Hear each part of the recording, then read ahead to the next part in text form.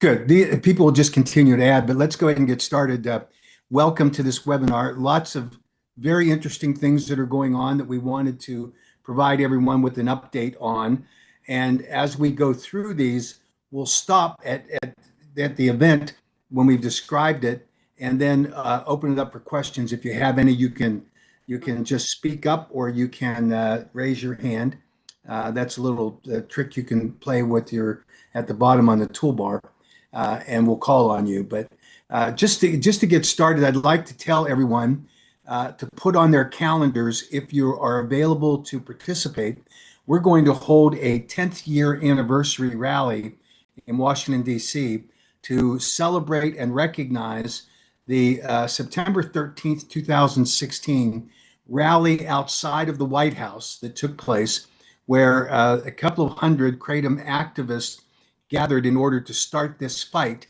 And this fight now is in its 10th year, when it was expected that it was going to end in 30 days. And of Huh. course, the Kratom community really made a huge difference in turning that battle around, because as everyone knows or remembers, that prior to that time, in 82 prior temporary scheduling recommendations published in the Federal Register by the Drug Enforcement Administration, there had never been a withdrawal and hasn't been one since. And so we think that's a fantastic record to build on, and we continue the fight. It will be a 3-day event. We will start on September 13th, which is a Sunday this year. We hope to be able to get a permit to have our rally outside of the White House in Lafayette Park. There's some concern that there's some construction going on that we may have to relocate, but that's our goal. And that would be on Sunday afternoon as our kickoff. And then the following day, on Monday, we plan to schedule meetings with Trump administration officials to talk about the various components that each of these executive branch agencies have with the Kratom initiatives. And that includes the FDA, the DEA, the people at the National Institutes of Health with their research efforts. And we're going to do our best to be able to, at that time, brief them from our position about changes that need and ought to be made with respect to Kratom policy. We also will be focusing on veterans. And I can tell you that the inspiration for this really came as we got to hear from Drew Turner, who was in 2016 one of those fierce advocates for Kratom, and whose story about his ability to access Kratom as a veteran was fabulous. And he was one of our speakers at the congressional briefing that we just held a little while ago. And his impassioned testimony really was a motivating factor for all of us at the American Kratom Association. And we recognized that there are so many of veterans and other, first responders and people that really work in that area that sustain injuries related to their service to the public that are reliant upon Kratom, and we want to focus on them. And so we're going to schedule meetings with the Veterans Affairs committees in both the House and the Senate. We hope that during these 3 days that we'll have the opportunity to participate in a hearing if we can get it scheduled. But at a minimum, we expect that we'll be able to brief up the leadership. We'll also have another congressional briefing focused again on veterans and why Kratom helps people so much. And that'll be, of course, a significant event to kind of inform offices about this kind of thing. And then we'll do office visits, as we always do for Capitol Hill visits. I know that I think Drew was on here, and Mark, if we can elevate Drew to being a panelist, I think it would be great just to let him say a couple of words. For those that weren't able to make the congressional briefing, that haven't had a chance to look at it, look at the video of it, you should, by the way. I'd like to have Drew just, if he's available, to say a couple of words here. And by the way, his sacrifice in showing up there was really phenomenal, because he got mugged at the metro station on the first day of our event. And I think that the muggers learned that there's a veteran knows how to fight. And so I think they probably got more than they bargained for. But Drew, welcome. You have to unmute yourself, but I invite you to just say a few words if you could. Thanks, Mac. I really appreciate that. I appreciated the opportunity to speak there in DC. Yeah, luckily the probably older teens that attacked me there that day uh, probably really weren't prepared for what happened anyway, so not a big issue. It was kind of over pretty quick. I was really excited to hear you guys were planning this 10th anniversary. Sadly, I'm going to be in Canada that week, and so I'm not going to be able to make it as much as I would love to be back in DC yet again. But I think it's amazing you guys are focusing on veterans. One of the big issues that the veteran community faces is some really tricky medical issues, both with mental and physical health, and having basically all the everything available. I was just speaking with Michigan State Senator Sam Singh early this week down in Lansing, and that was one of the big things we were talking about was that the veteran community has some really tricky issues that we deal with, both mental and physical health. And one of the big things that the VA and as well as DoD Medical has really started to try to look at is expanding the options that are out there.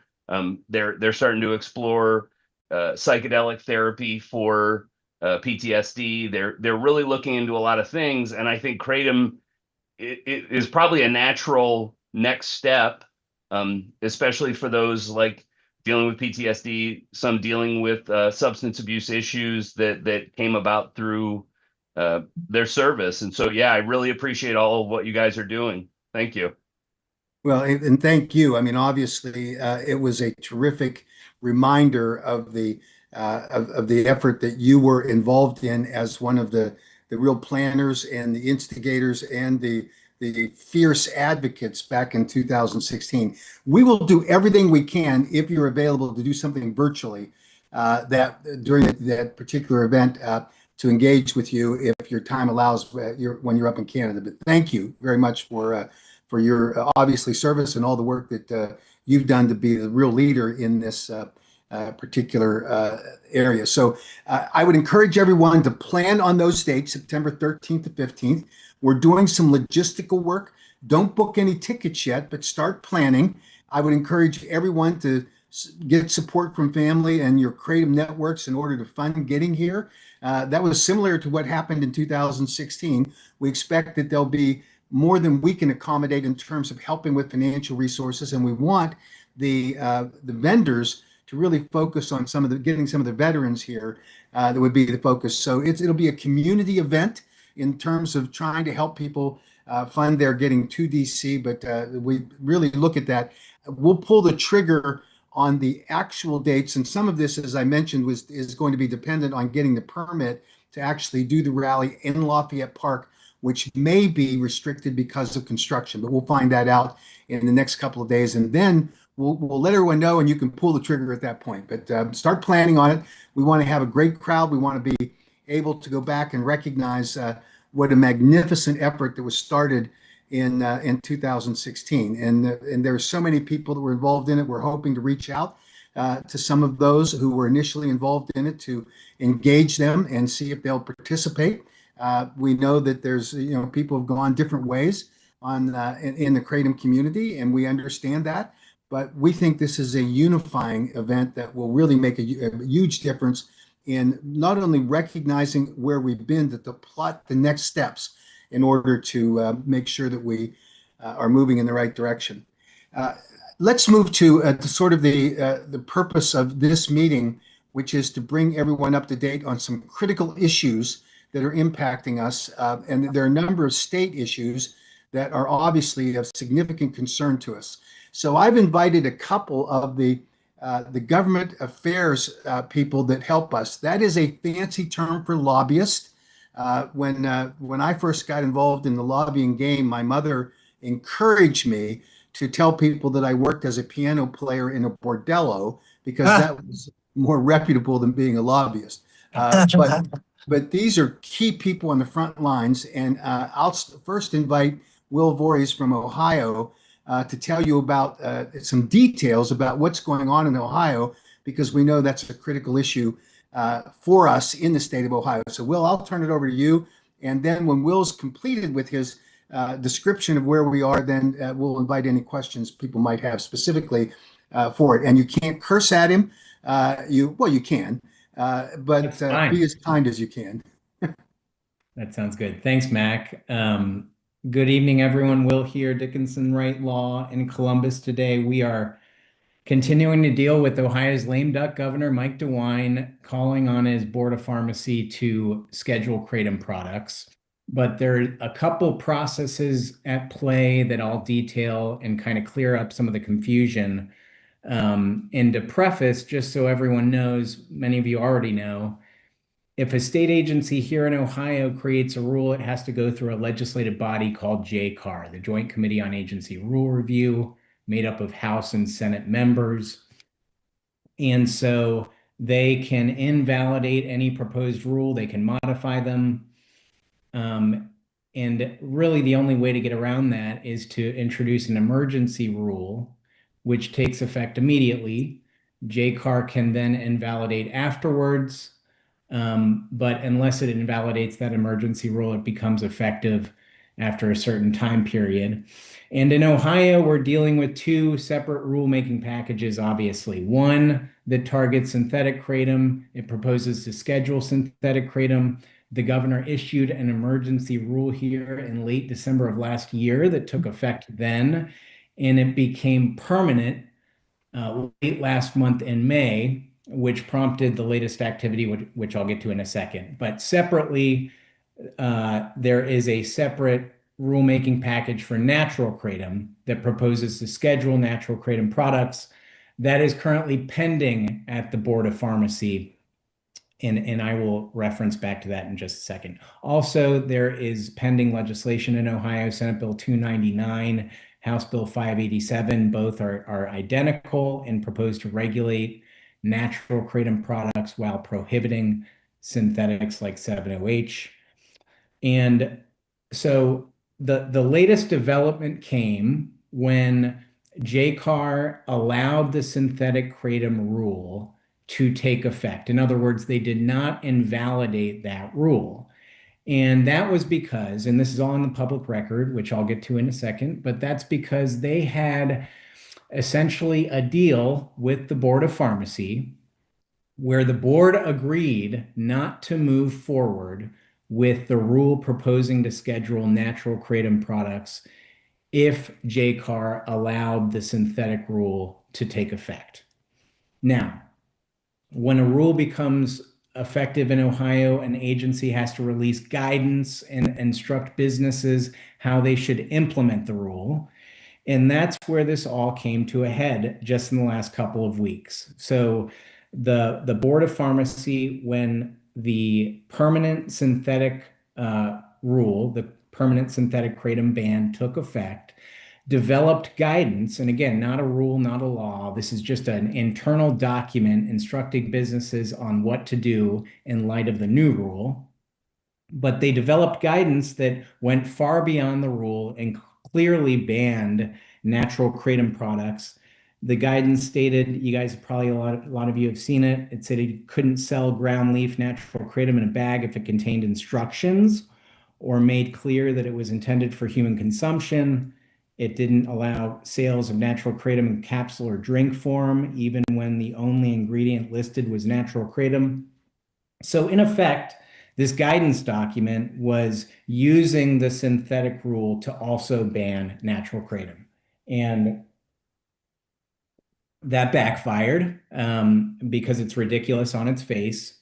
And a couple different outcomes emerged. So first of all, there was litigation that immediately followed that release of guidance. Two stores in Ohio, a couple others actually in a separate lawsuit, but two stores sued the Board of Pharmacy and the Department of Agriculture, seeking a temporary restraining order prohibiting the state from enforcing the synthetic kratom rule against natural kratom products. That was immediately granted by a Franklin County Court of Common Pleas. It issued the TRO. And again, the TRO prevents the board from confiscating products made from natural kratom, whether capsule, drink, or powdered form. Ultimately, those stores settled with the Board of Pharmacy. And the board has sort of agreed not to schedule natural kratom based on its synthetic rule. There are a lot of details I'm leaving out, but it essentially said this whole situation came from the Department of Agriculture that wanted to essentially weave in the state's food safety laws, which I'll get to in a second. But so that was the conclusion of the litigation. The latest there is that there is an amended complaint, same two stores, same case, but they are asking the court for a permanent injunction to prohibit the Department of Agriculture from confiscating kratom products unless they make specific findings required by law.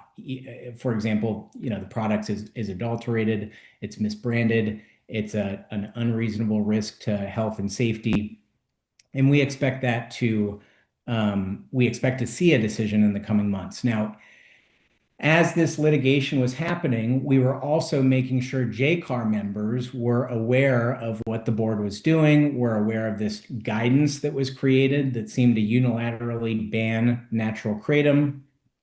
And, JCAR members actually were pretty offended by this. It's a clear separation of powers issue. The legislature makes the laws and rules, not state agencies. So they actually did take issue with this action, and they actually called the Board of Pharmacy in for a hearing just this past Monday, essentially to chastise the pharmacy board for taking those actions and for issuing that guidance. And I encourage folks to watch that hearing. All of what I just described was put on the public record by that committee chairman, Jamie Callender. And essentially, the conclusion was Chair Callender made clear that if the board did move forward with the natural kratom rule, that it would be subject to an invalidation vote at JCAR, which obviously is a layer of protection for our group. So the state of play right now is, one, you have a natural kratom rule ban pending at the Board of Pharmacy. Technically, it's in the Common Sense Initiative Office, which is supposed to conduct a business impact analysis on every rule to determine the impact on businesses across Ohio. They've received a lot of comments from businesses as part of the CSI process. So they're still reviewing those comments, and they could or could not proceed with that rule. So we'll see the schedule for the next meetings. They happen the first few days of each month. We'll see that agenda next Thursday to see if the natural rule is on the agenda. We suspect it will not be. We suspect the board's going to kind of back off at this point. But that natural rule technically is still pending. But you also have the synthetic rule still in effect, although JCAR at last Monday's hearing mentioned that they might bring the synthetic rule back before JCAR for reconsideration, considering this entire mess. But you have the TRO preventing the state from using the synthetic rule against natural kratom. And lastly, you have the two bills I mentioned earlier, Senate Bill 299 and House Bill 587 pending. We hope those will see action before the end of the year. And actually, legislators seem motivated to do so in light of all this recent activity. So Mac, I'll stop there. I think that covers the gambit, but I'm happy to take questions if anyone has them. Yeah, Stephen asked this question. He said, I noticed the metrogenine/natural rule was in the Register of Ohio in progress with the Common Sense Initiative and whatnot, and now I can't find it anywhere in the register. Is this sloppy rulemaking, BOP trying to hide it, or did someone jump the gun and it shouldn't be there yet? It could be all of the above, that they've done this sloppy rulemaking, as Mac has seen firsthand over the last better part of a decade. But to speak to that, I talked to the board today. They mentioned the CSI comment period is indeed closed. It had been extended, so they sought comments on both rules back in January. and they extended the comment period because they received far more comments on the natural kratom ban than they did for the synthetic ban. So that comment window stayed open a little bit, but it's closed now. That could be a reason for the discrepancy. If the rule is withdrawn, it's going to say sort of something next to the rule, so it wouldn't just be erased from the website. So I suspect there's some kind of technical difficulty there. Okay, and then Arjorie asked, is there any action we should be taking? Good question. So let's see what the board plans to do. We will check the agenda next Thursday because there's a small possibility there could be a public hearing, in which case we will seek additional comments and additional witnesses before the Board of Pharmacy. Aside from that, I would remain, if you are engaged with your state legislators. These bills are still getting considered at the Ohio State House. They will definitely be up for consideration in November and December during the lame duck months when the legislature passes dozens of bills and they store and archive all comments received. So please send emails, make calls to your legislator. And other than that, stay tuned for updates from our end. Good. And then Brian asked the final question for you, Will. Let's see. Well, actually, there's two. Is the Ohio Department of Ag taking action on kratom products sold as drinks? So, it's an interesting question. Technically speaking, the Department of Agriculture has taken completely misguided stances on kratom and has embargoed product under faulty legal pretenses in the past. They actually claim that kratom is an unlawful food additive and brings forward the state's food safety laws as justification for their actions. So, because the amended complaint in that litigation is pending, technically they could continue to try to confiscate product under the guise of the state's food safety laws, although we think that is highly unlikely considering there's pending litigation and considering the entire agency saw what happened at JCAR with the Board of Pharmacy. So if they attempted to do something, there could be legislative ramifications also. Last thing I'll say about that is that the TRO makes clear that natural kratom in drink form is lawful in Ohio. So aside from sort of some interesting legal theory on food safety, you're lawfully able to sell those products. Great. And just to emphasize that for everyone, that was part of the agreement that was reached in the litigation. There were two separate lawsuits, one filed by businesses that we recruited, and the AK funded the lawsuit.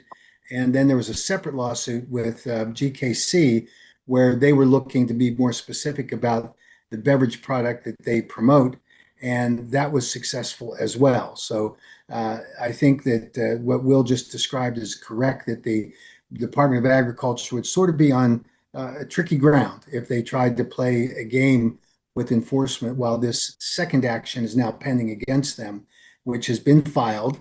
And I don't know if there's a second lawsuit by GKC with the Department of Ag. I think it's just us right now. Will, is that correct?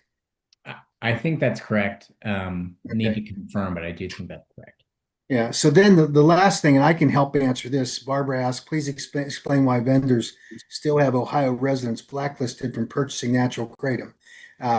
Because they haven't gotten the word, Barbara, that we were successful here, and it's good protection for them not to be selling if they have a question. But certainly this litigation opened the door for natural kratom leaf products to be restored for sale in the state of Ohio, with the additional clarification we're seeking in the second piece of litigation here against the Department of Agriculture. So, Will, do you have anything to add to that? No, I think you covered it, Mac. Okay. Well, thank you very much for coming on and taking time out of your evening to share with all of us that perspective on Ohio. It's deeply appreciated, and we'll let you get back to your family affairs or whatever. Thanks, guys. Thanks. So let's go to Terry, He's out in California, has been fighting the California Department of Public Health and working with the legislature for the last couple of years. And of course, California is a trick bag always. But I'll turn it over to Terry to kind of describe what the current state of affairs are and there in California and what our next steps might be. Yeah. Uh, 20 states, including California, do not have any laws regulating kratom. We put together legislation, AB 1088, run by one of the two physicians in the legislature, not only a physician and addiction specialist. And 1088 allowed the sale of pure leaf kratom, outlawed 7-OH, and created some restrictions on age gating and packaging. We made real progress. We took it through two committees. In the two committees, we were 14-0 on a vote, obviously unanimity, Republicans and Democrats. And in the Health Committee, on the Assembly side, we were 7-0. We took it to the floor. We got it off the Assembly floor, 76-0. We then we were working with the narcotics officers and a large group of law enforcement folks who supported 1088. Because the retail food code only applies to retail food facilities, CDPH did not have the authority on the sale of specific ingredients of our products. And so what happened was almost a dozen local communities replicated what was allowed in 1088. We then go to the Senate side. We have a Senate here, an informational hearing that was mostly very positive. And we had the expectation that the doctor on the Senate side and a positive analysis for the most part, that the Baines bill would go through. Unfortunately, it went south at the last minute. And the reasoning was, as they wrote, that permitting sales of kratom is counter to current positions of the FDA. A comprehensive regulatory structure around kratom products may signal that the state deems these products to be sufficiently safe for those 21 years of age or older, with an acceptable level of risk for dependence or misuse.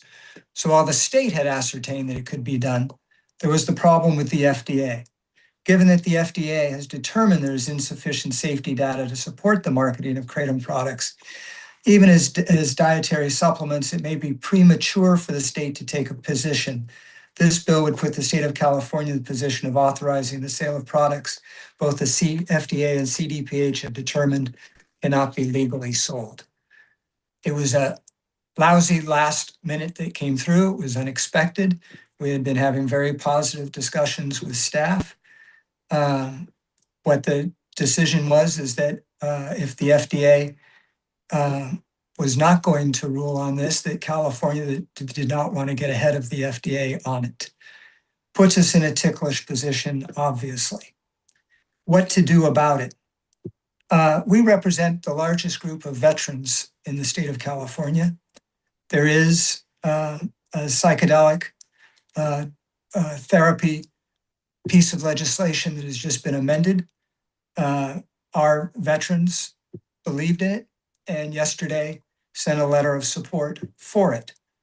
We are going to reach out to the former chair of the Senate Health Committee, who is a veteran herself, and start moving forward with the fact that the veterans being to join forces with the law enforcement groups we have to move forward with a Baines bill that I also want to say was amended at the end to be even stronger than it was on the Assembly side.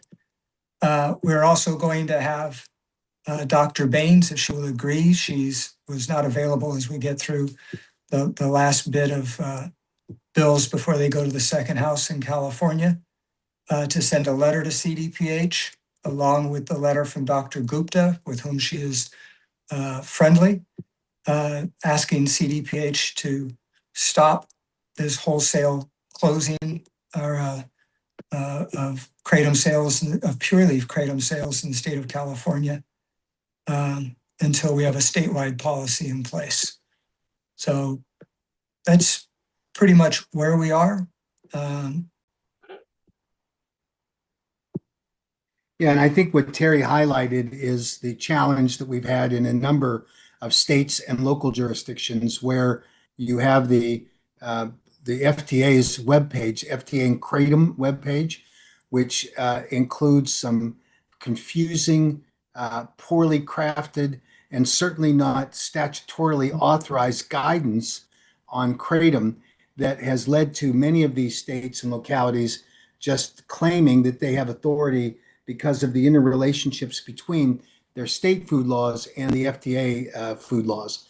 And that's what gives them, they believe, their authority. So we're attempting to do our best to unwind those things and those beliefs, but it's clearly going to take a significant effort to get the California Department of Public Health to abandon their current initiative where they're after kratom. A lot of this is confused by the very strong belief of the staffers and policymakers that the distinction between natural kratom leaf and the 7-OH is not something they understand, and they would just as soon ban all of it rather than take the risk that they're going to leave bad products on the marketplace. And that's something, as all of you know, we have to navigate around all of the time. So, Terry, thank you for that update. And we obviously are working hard, and even as we speak, we're having discussions with the FTA about the impact of the FTA and Kratom webpage and why it needs to be modified. And certainly should, if they insist on maintaining that language, be required to go through the Administrative Procedures Act, which would take rulemaking and getting comments from stakeholders, including consumers, medical professionals, scientists, and vendors that would be able to inform that policy. So, Terry, thank you. We'll stay tuned. We hope to get something done on the federal level as we move forward here. Thank you, Mac. And I know I've been bugging you like crazy on the FDA stuff. You want to punch me in the nose sometimes, and I don't blame you. But I do appreciate all the hard work you did on the Dr. Gupta component, because it really did make a difference in policymakers to delineate between pure leaf kratom and 7-OH, and is really resulting in a change of position from the 7-OH people too, that, any marketing that they could do would distance themselves, no longer conflating it with a kratom product. But Right. thank you, and I look forward to working with you in the future. Well, hang in with me just a minute. I got a couple of questions here that I didn't notice, but one is, what does this mean for e-commerce? Can you still ship natural kratom to California? It's a tricky question, isn't it?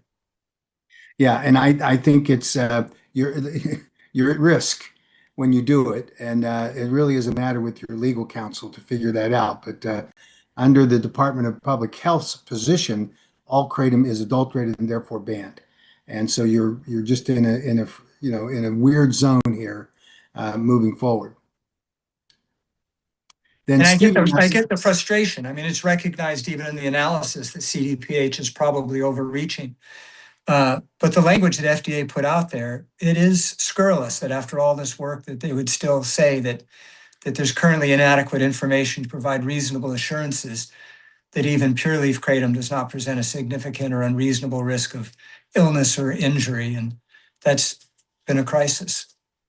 yeah, and I think if you look at interestingly, the very experience that the kratom community went through in the federal court in the Southern District of California, when the vendor that was importing kratom into the United States was cited by the Department of Justice, and when they went at the end of the trial after the vendor had pled guilty, the judge asked the question uh, because it was relevant to sentencing as to how dangerous kratom was, and requested that the FDA present themselves with experts and documentation, what's called a Brady hearing, in order to explain to the judge why the danger level of kratom was significant enough to impose a sentence that would be appropriate to the marketing of a dangerous product. And the FDA officially, on the record, declined. And this would have been in, trying to remember, it was February of 2024, I believe, when this occurred. And they said that the FDA said we are not available to come to this hearing because we, the FDA, have not yet determined whether kratom is dangerous or not. That was a stunning admission. And think about that record, that court record that's there, and you have the Department of Public Health in the state of California saying kratom's dangerous because the FDA says it is. And that's the inference drawn from the FDA and kratom webpage. So I think that it's perplexing. And Stephen asked the question here, Terry, that is equally confounding. It said, what should advocates be saying if local bans come up while AB 1088 is not moving? I've been recommending to make a local original AB 1088 like ordinance or wait for the next, he's recommending that, or wait until the state. Since AB 1088 has changed and not moving, I'm not quite sure what best practices would be. I think any time with local entities to engage in the discussion and to advocate for 1088, either in its present form or as it was introduced. Yeah, absolutely. I think that's exactly the right answer. Then Adam, and this is one I can feel, has the FDA given an actual reason as to why they haven't adjusted the website despite everything that's happening because of it? Adam, that's a great question because under the statute, if the FDA's action is foreseeably going to result in a policy issue being evaluated by a local or state government, whether it's the legislative or executive branch, then it is the obligation of the FDA to conduct the Administrative Procedures Act requirements for rulemaking. You can't just put guidance out there if you know that they're going to misapply that guidance as being the actual regulation, statutory authorized regulation by the FDA, by the FDA. So that's the problem. And the FDA at this point, in trying to, as we've been given reports from FDA staff, that the reason why the staff at the FDA is resisting making the changes that we think are required, and despite the fact that they know that the FDA language is being used or misused by local governments or state governments, they said that the people that are the internal career staff are saying that they believe that a change would give the impression that the FDA is endorsing kratom.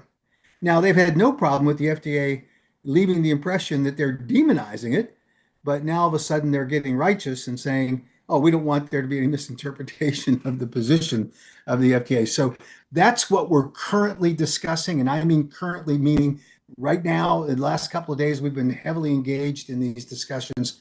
So and we're going to continue and hopefully get a good outcome along the way. So that's the answer, Adam. And the lawyers are also concerned about the framing of the language and whether if they just make a change to the language, will that trigger a requirement for them to restart, which restart's an interesting word. They never initially did it, the actual rulemaking under the Administrative Procedures Act. So our view is if that's their position, withdraw the guidance completely and start from scratch and then let the void exist. That's the thing they're concerned about. So that's the remainder of that. So now, Terry, you truly can be excused. We apologize. All right. Nice to meet everybody. Thank you so much. So let me go back on our agenda. Florida. Everyone knows, or you likely have heard, that the Florida Attorney General reissued the emergency rule on the 7-OH products. There are a couple of noteworthy things about that. First, it was surprising to me that I heard repeated reports about how the AG had simply shot its wad. I mean, there's no way they could do anything more about this when, in fact, if you read the statute that governs this, the only limitation on the Attorney General issuing a new emergency rule in order to protect the health, safety, and welfare of Florida consumers is that the rule has to be substantially different than the first one. And I heard repeatedly from the 7-OH people that they were ready to flood the state, that they had millions of packages of products sitting on the border. We heard a lot of that chatter at the Champ Show in Las Vegas recently. We surprisingly heard it from some of the people that I consider to be, unfortunately, apologists for the 7-OH industry on the Kratom Gal show and some others, where they were saying, oh, well, there's going to be 7-OH now available in the state of Florida, without even reading or thinking about what the powers that the Attorney General had. The reason why the emergency rule was not codified in the statute is an interesting political thing, and it's not because of the policy issue. And that interesting political thing is that at the time that the legislation was going through, which included the codification of the emergency rule on 7-OH, the 7-OH industry had retained a particular lobbyist that had a very good working relationship, and some say beyond a good working relationship, in the context of an allegation of a long-standing affair between the lobbyist and the Speaker of the House. And because the 7-OH people had retained this lobbyist, the word was that the attorney or the Speaker of the House was going to pull the actual language that would have imposed this, formalized this rule and codified in the state statute. It's hard to figure that out. That was a report that was given in one of the political rags that a frustrated member of the House, complained about that relationship and the inappropriateness of that lobbyist being able to get the speaker to do things that were really grounded in personal relationships as opposed to good policy.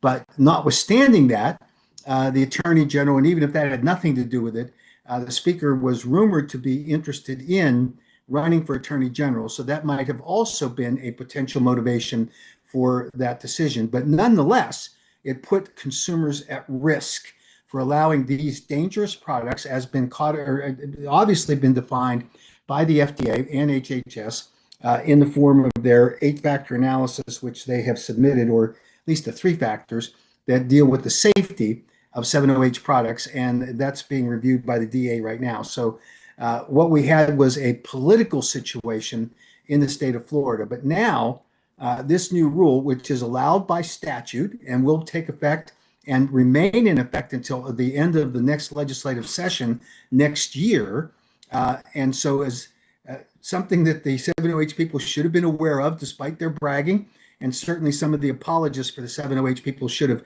at least not gotten their tongues out ahead of the truth on this kind of thing. But people like to talk and give their opinions, however uninformed they are. So today we have this rule that went into effect. There are some people in the 7-OH community that think that there was an error made, however inadvertently, on some of the language about that rule, which would allow for a loophole to permit some 7-OH or the MGM 14 and 15 products to be on the market. And I'm certain that the Attorney General will exercise whatever discretion they have to plug that loophole as soon as it's identified, to the extent that it's legitimate. So the Florida rule is in effect. It will remain in effect till the end of the legislative session. And the way that the Florida legislative process works, the current speaker is term limited and gone. And so there will be a new Speaker of the House in the next session, and we think that it'll be a more reasonable review of what the rule says, and hopefully it will get codified into law. And then, of course, we want a stronger framework for regulations in the state of Florida on natural kratom leaf products and extracts going forward. So, anybody have any questions on Florida that I can try to answer? I'm just looking through these quickly.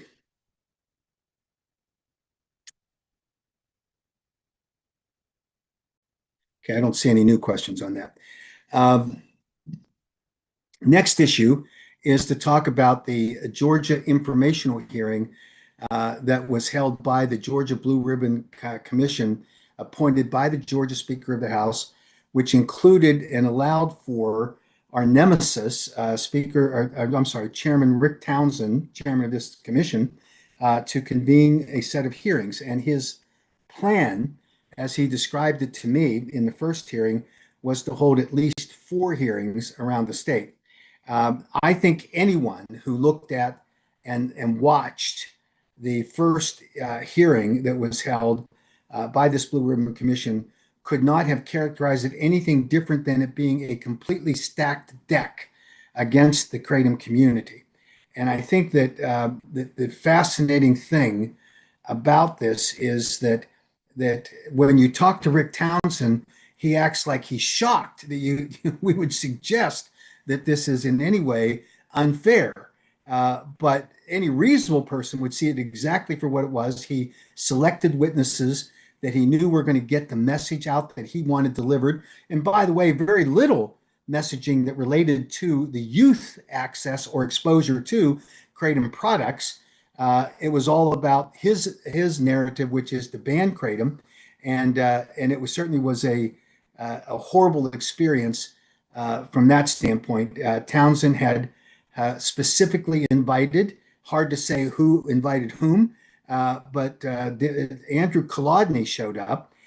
For those of you that do not know Andrew Kolodny, you need to know him because he cut his teeth on creating probably the worst crisis in America when he went after the opioid prescription medication issue, and he made his fortune in becoming an expert witness in trials against the opioid manufacturers. He consulted the government entities and was, by some description, the architect of the reduction in prescription medication restraints that were placed by the government on physicians on what they were allowed to prescribe to pain patients.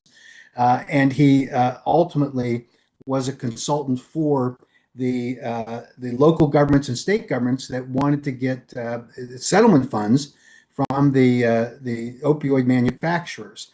And all of that is amazing. And all the while, there are serious questions that have been raised by people who are very familiar, much more than me, this whole situation where he was actually fronting for the Suboxone people. So I think that this is a real interesting situation that we're facing there in Georgia. Chair Townsend refused to allow me to testify, claiming that he was going to offer me that opportunity in the next hearing, where he had scheduled a strong anti-kratom advocate, and he thought it'd be an interesting debate when that happened. So we'll see how that plays out. But I think that the Chair Townsend is being unfair. I think he's clueless about what an understanding of that term means, because he acts like it's no big deal. You know, he's just trying to do his job, and he doesn't care that he hasn't focused on the purpose of this commission, nor does he care much about what the messaging that he has facilitated with the stacked witnesses. There were two things that I thought were very significant that sort of went through this process. First is that Dr. McCurdy made a very strong case which contradicted the position of Kolodny directly on the safety profile of kratom. There is no doubt that the Kolodny message was outdated, relied on poor science, outdated science, but yet that's what his messaging is sort of significant for. And I thought Dr. McCurdy made an excellent presentation, and he put some real perspective on it.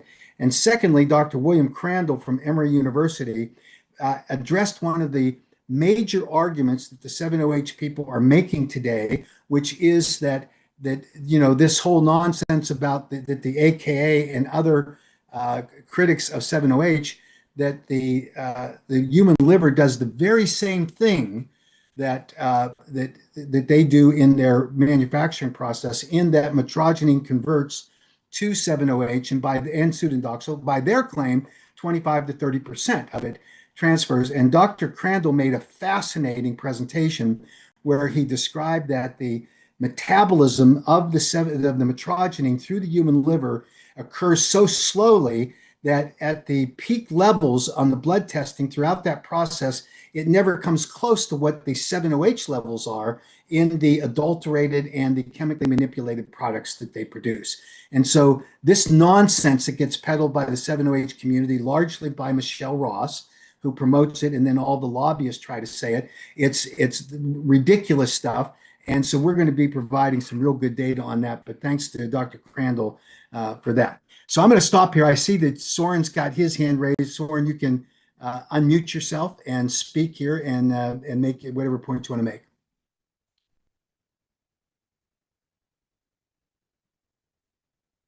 I'm going to make sure that I'm doing this right too, so that you can speak. Can you unmute yourself and speak, Soren?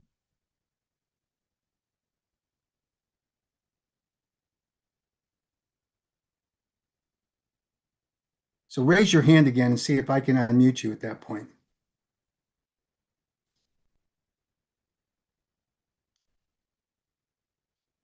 So let me see. Okay, I think you can talk now. You have to unmute yourself. I think I did it. Can you hear me?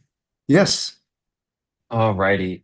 So kind of stepping back, I was late to get my hand up, but I had a question with regard to the Florida bill, and that's specifically with regards to what your thoughts are, that given that it is placed in the Schedule 1 and the Florida penalties for Schedule 1 of possession of over 10 grams of an admixture of something on the Schedule 1 can get someone in jail for up to, or prison rather, for up to 30 years.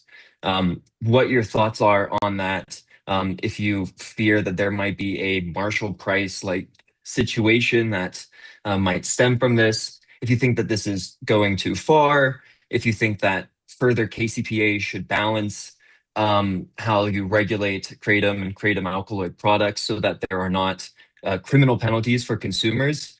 Just your thoughts on how this is being consumers are being punished in the state of Florida. So my personal view is that I do not favor punitive penalties on consumers. That it's just a hard thing for me. But the construct of the federal law with respect to the Controlled Substances Act and these state laws, which generally mirror the penalty structure for the Federal Controlled Substances Act, these are very harsh penalties that are imposed on people that are engaged in this. And I think that the only balancing act that occurs, and not likely will you find it much in Arkansas, for example, where the court system is heavily, or Alabama for that matter, where they tend to be far too punitive. I would think that the courts can obviously exercise some judgment here. But overall, I'm not a fan of this. But the reality is that you have to balance it against the arrogance and the unbelievable unwillingness of the 7-H community to do anything other than just push their product out for profit. That's all they're about. And there has to be a reality check where consumers recognize that when they pick up a product intentionally for the purpose of it's a controlled product, intentionally for the purpose of consuming it, that there is a risk associated with that. I don't like the punitive nature of this, but that's sort of the reality of what we have to deal with. Our KCPA in the federal KCPA and our state KCPAs do not assess these kinds of penalties, criminal penalties against people. We try to focus on the distributors, the manufacturers and distributors, and the retailers who intentionally do this. We think that's the far better way to do it.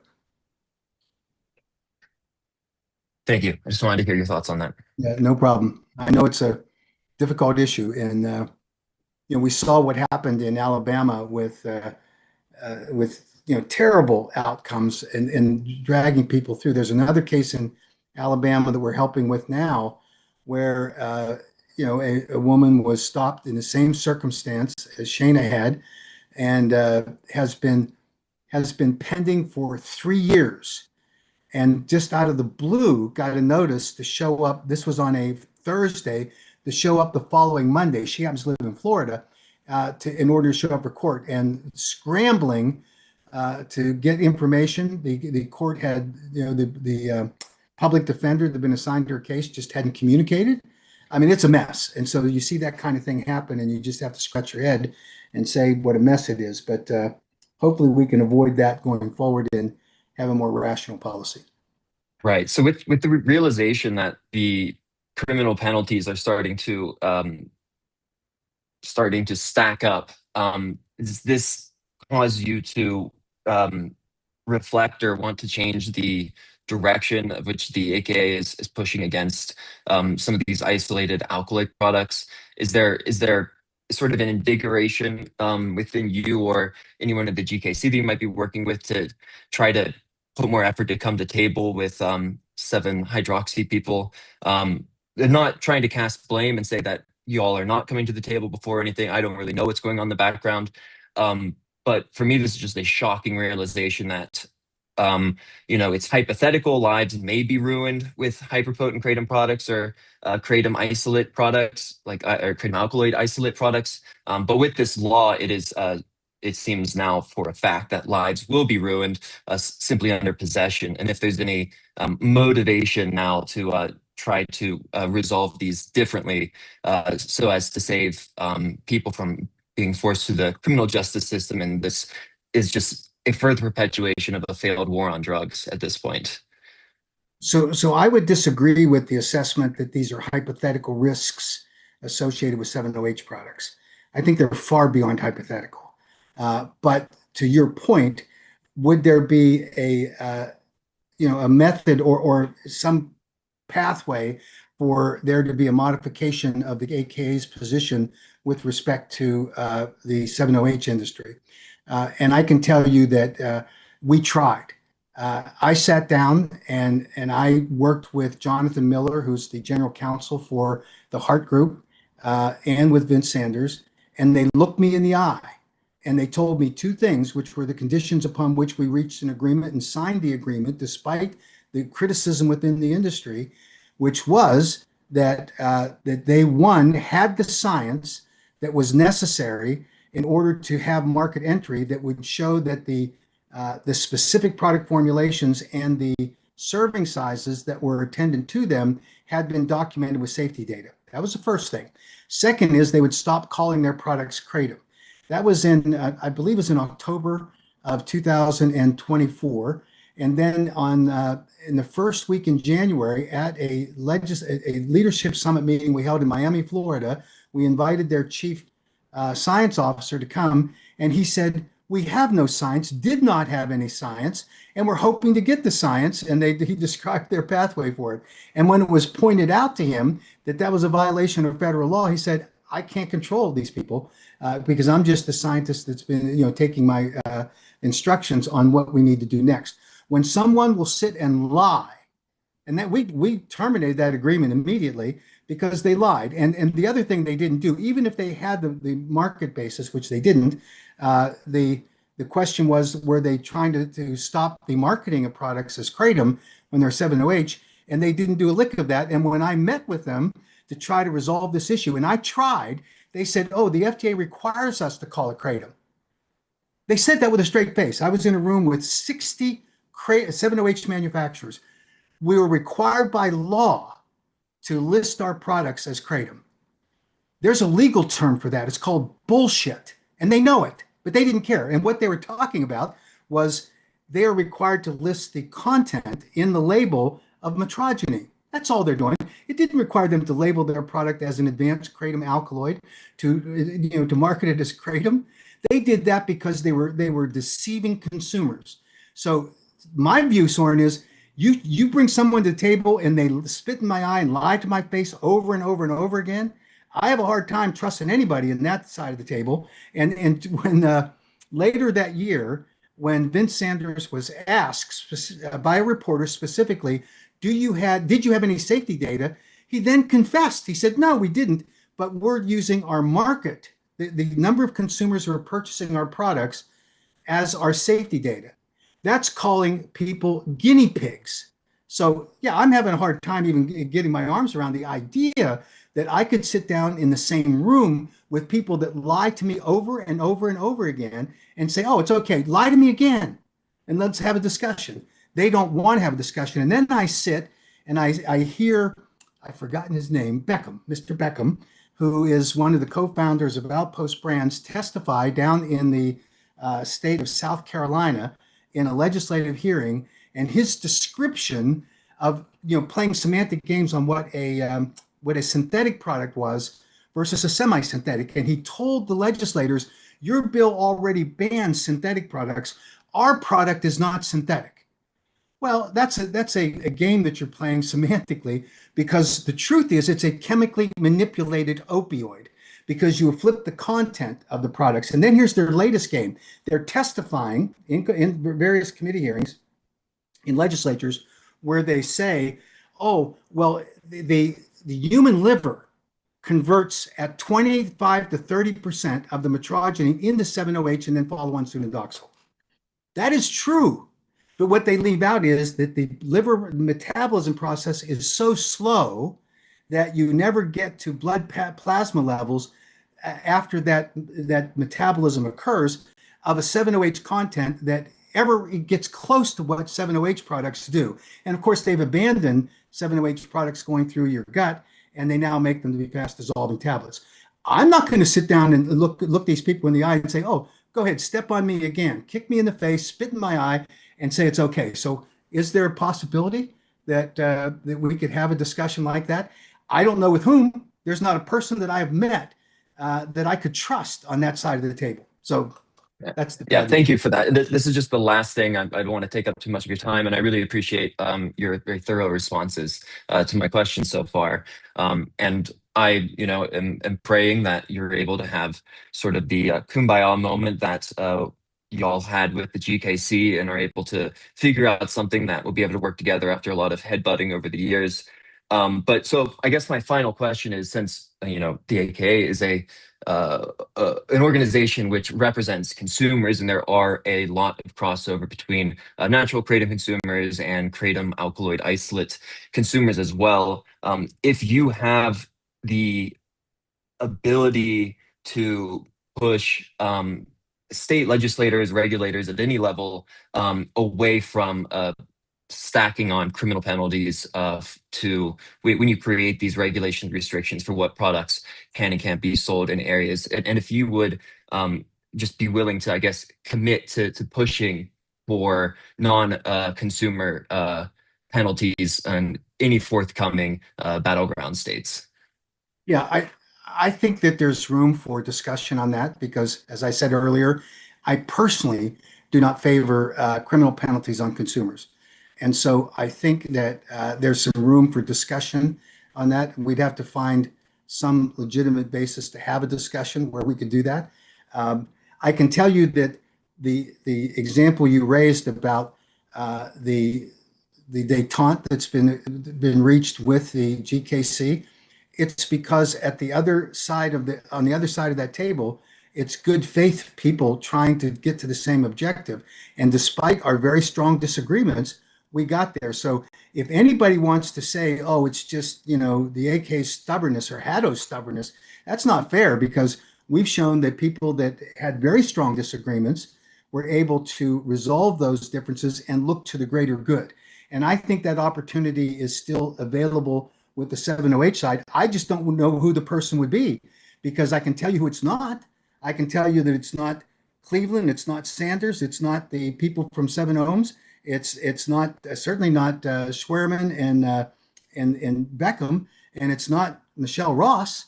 I don't know who's left that could have that discussion, because none of them seem to be capable of embracing the concept that when you talk, that you actually are able to find, some common basis of understanding without flat out lying about what you're doing or not going to do, that kind of thing. So it's a little hard. But I've, in my experience in 50 years in Washington, D.C., I've seen bigger obstacles overcome. So maybe it's still possible, but it would take some significant, and I mean really significant, changes in behaviors by these people on the 7-OH side. That's the best I can tell you.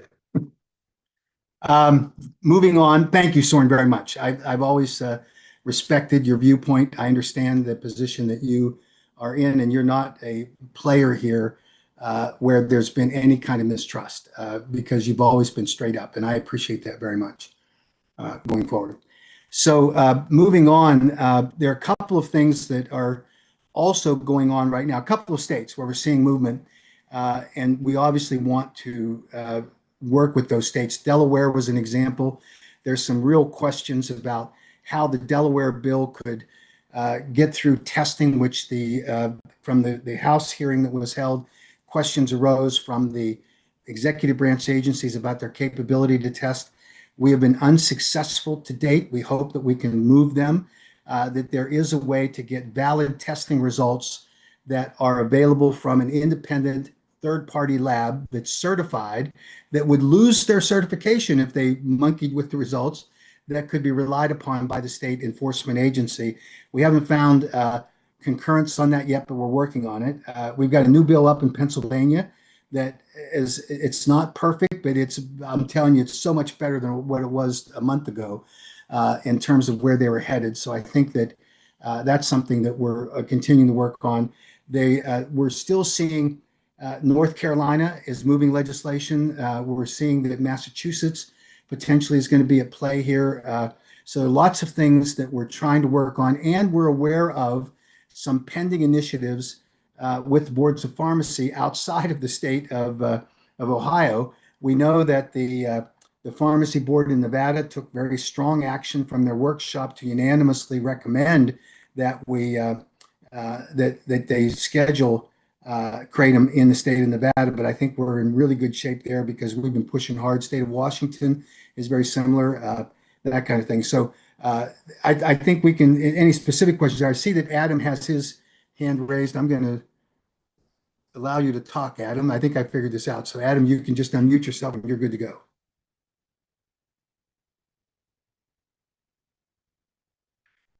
So Adam?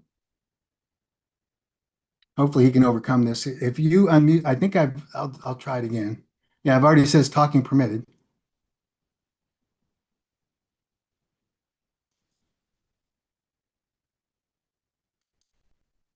So I'll give you one more shot here, Adam, if you can. Can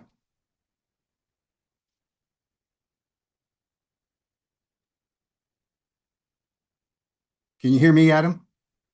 We cannot hear you. So I'll go back and see if you raised the question in the.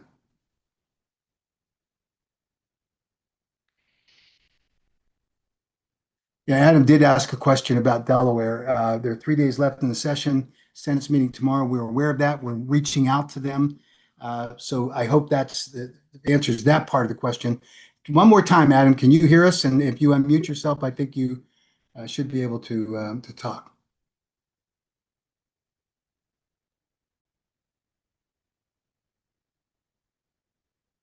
Okay, I'm not getting any luck with Adam. So now Misty is asked, Razor. Misty, you can speak.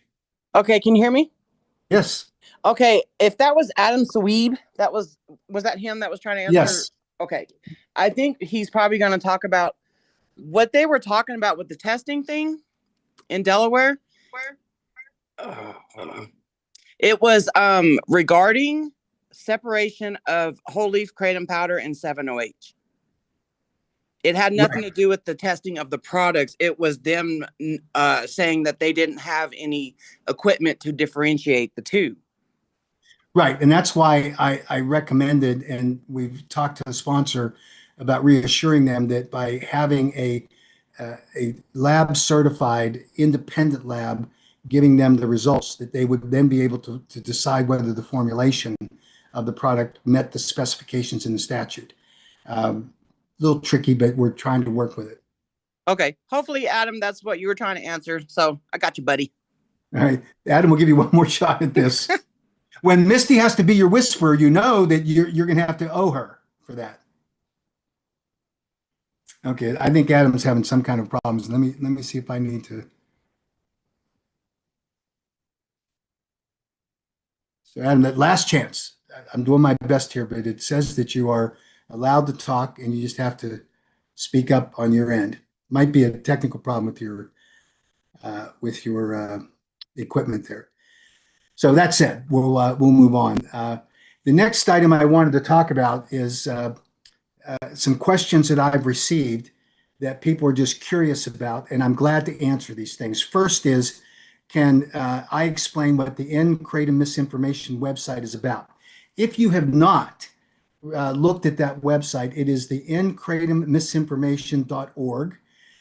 It is our effort to really start pushing hard against the misinformation that's being circulated across the board about advocates that are trying to oppose the American Kratom Association, and they're either trying to ban kratom entirely, or they're trying to find a pathway for 7-OH products to be viewed as being acceptable. And I addressed that when I had the discussion with Soren about that and some of the problems that I foresee with that. But certainly that's something that is of interest. So go visit that, the End Kratom Misinformation. It's got, we think, some good content in it, and it will help you. And we're going to continue to roll out more information, both in the form of videos, and we're going to start putting documents up there that address some of the things that are happening. As an example, and this is sort of resource constraint, but I watched the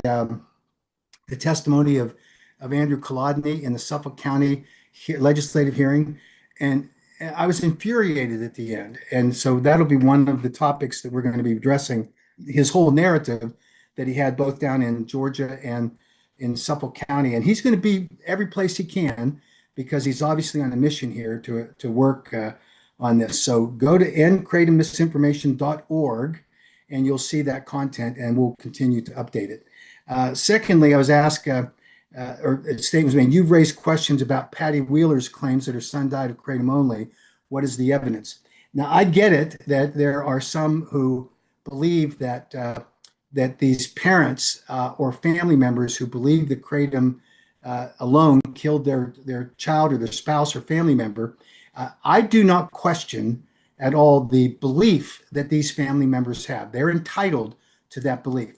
But Patty Wheeler, who is the mother of a son who was attending school in Texas, and at the time of his attending school, started using a kratom product by her description, and that he had been using it for about 6 weeks, and that he died of a massive amount or a significant amount of kratom that caused a seizure, and that her belief that kratom was the cause of the death was affirmed by the medical examiner in that case, who said that it was 100% kratom, and that there were antihistamines in his system, but those had dissipated by the end of the day, and that it was kratom that really caused his death, and there likely was not any interaction or any interplay with those drugs.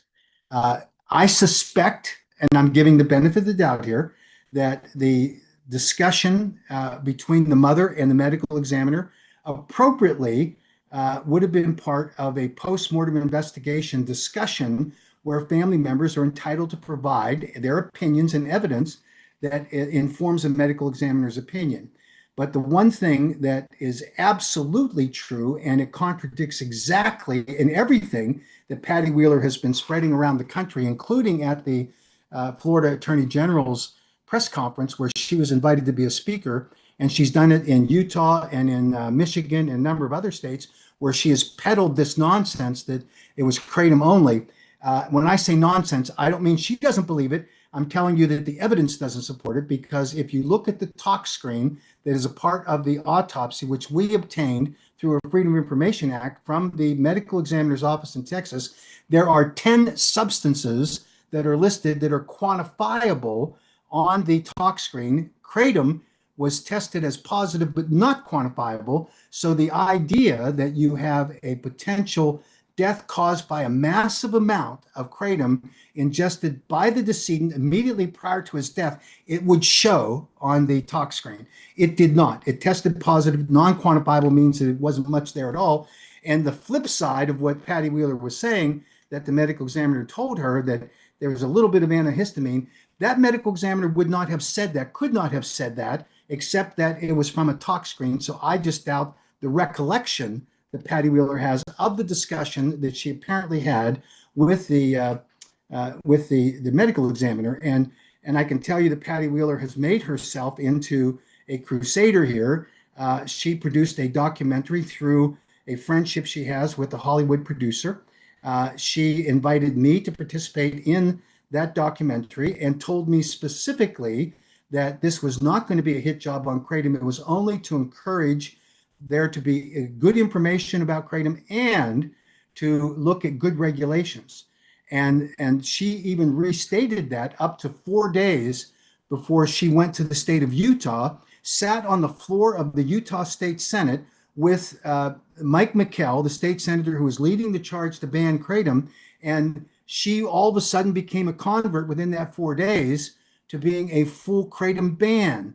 And she went on a couple of television interviews, and one news reporter asked her directly, "Are you absolutely certain that it was kratom that killed your son?" And she said, 100%. And the coroner told me so, or the medical examiner told her so. That can't be true, because and if it is, it's certainly completely goofy for the medical examiner to have made a statement like that, given the evidence that's in the tox screen. So I think that that's the reason. I know this was a little pointed issue or question that was raised about Patty Wheeler, but it's the reality, and frankly, something's going to have to be resolved. And Patty Wheeler is now touring the country with Dean Francis, who is the Virginia advocate who formed the End Kratom Addiction group, and along with Mike McKell, and they're just bouncing around, all promoting this idea of a kratom ban.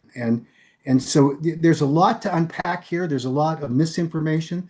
There's a lot of inaccurate information, not the least of which is with Senator Mike McKell, who sat before a legislative hearing trying to convince the committee to approve of his ban on kratom, and told them that in the course of his testimony that they could not give any weight to the FDA dose finding study because that study was funded by industry.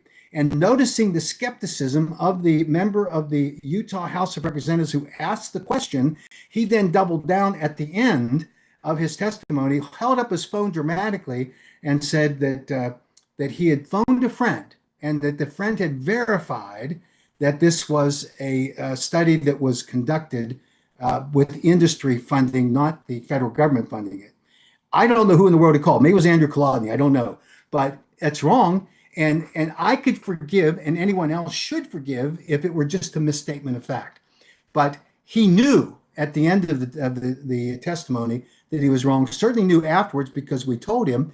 And has he ever once corrected it with the body of legislators that he said it to? No. This is what's happening with this anti-kratom movement that's going through. So we are working hard. I said on one of the End Kratom Misinformation videos that I did that Mike McKell was described by one of his colleagues to me, who said that he's a media hound, that he would climb to the top of the Mount Everest and kiss an albino yak on the lips if he felt there was a news camera there. And I think that that's been evidenced by some of the conduct that Senator McKell has had. So we're going to be back in Utah with the truth, and we're going to hopefully reverse that he didn't get his ban bill, but he got an onerous point of sale restriction that we think needs to be resolved. So we're going to work hard on that. We've got a lot of challenges ahead of us, but we're going to work on all of these things as we go forward. I'm going to go back quickly and review some of the issues. Dan asked if I could summarize what I said about Florida. Dan, this has been recorded. It will be up on the YouTube channel tomorrow. You can come back and see it and review it, and then send me any questions you might have. Tracy says New York just passed a ban on synthetics. Do you know of anything preventing the governor from signing it? I do not. I think that that's, if it hasn't happened, it will, because I think she agrees that the governor agrees that we should,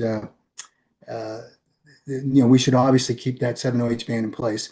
Adam asked, he said, sorry, he has no idea why it's not working. Just want to let people know that we have to message the Senate immediately. I think that's out on our alert.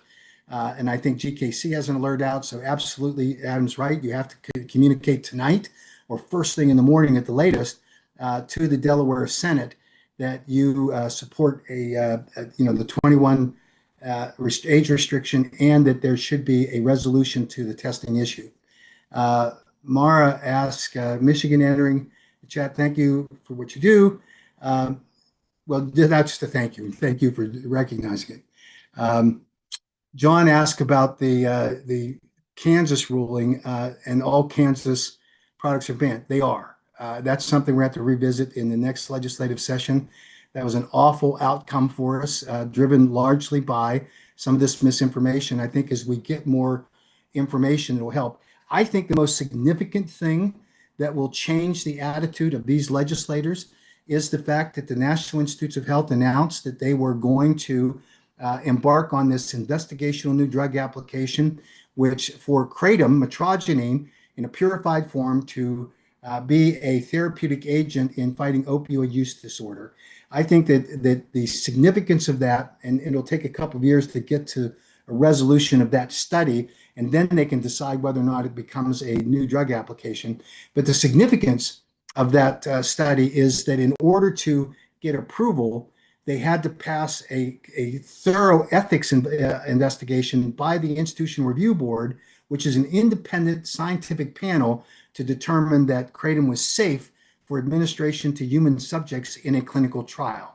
Very significant, and I think that it makes a huge difference in terms of what's going on. Angela asked, will the KCPA bills have a chance to be established this year? We've got a couple that are still in play. We think we certainly have a chance in Ohio. We have a chance in Massachusetts. We have a chance in North Carolina. A couple other states we're working on. So that's something we continue to work on. These are emerging tough issues, and we're doing everything we can to scramble. We are not perfect, I'll tell you that. I think anyone who watches us, I hope you appreciate the effort. Doesn't mean that we do it right every single time, but I can tell you that we have people that call us out. I appreciate Soren's candid conversation. I think that Misty keeps us honest all of the time, making sure that we're saying it right and reporting it correctly. And so I deeply appreciate those people who are really, really great, absolutely great advocates for the kratom community. Craig asked what's going on with the challenging social media platforms that are limiting or prohibiting content that contains kratom references.